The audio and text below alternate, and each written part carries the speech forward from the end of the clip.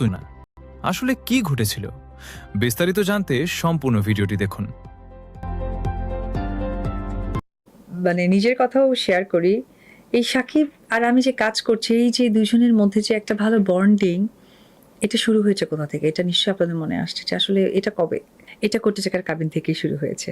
যেদিন আমাকে ডেকেছিল সিমরান বলে, ঠিক সেদিনই আমার শুরু হয়ে গেছে।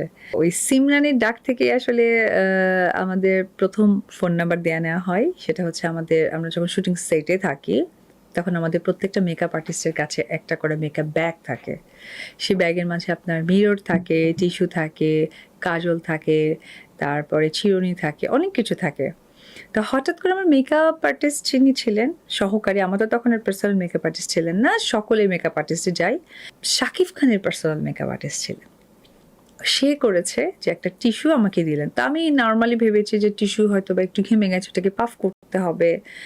তো রাখতে গিয়ে আমার হঠাৎ করে চোখ পড়ে গেছে। তো তখন সে আমাকে ইশারা দিচ্ছিল, এরকম করছে। আমি বলছি, কি?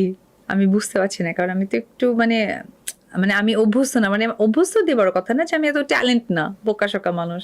পরে খুলে দেখি কাজল দিয়ে সে তার ফোন নাম্বার লিখে দিয়েছে। তো এখন এই ফোন নাম্বারটা নিয়ে ছোটবেলায় বইয়ের মধ্যে যেমন ময়ূরের পাখনা লুকিয়ে রাখতো, তো টিস্যু তো পানিতে ভিজে গেলেই শেষ হয়ে যাবে।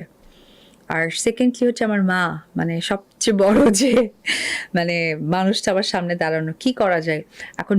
সো দর্শক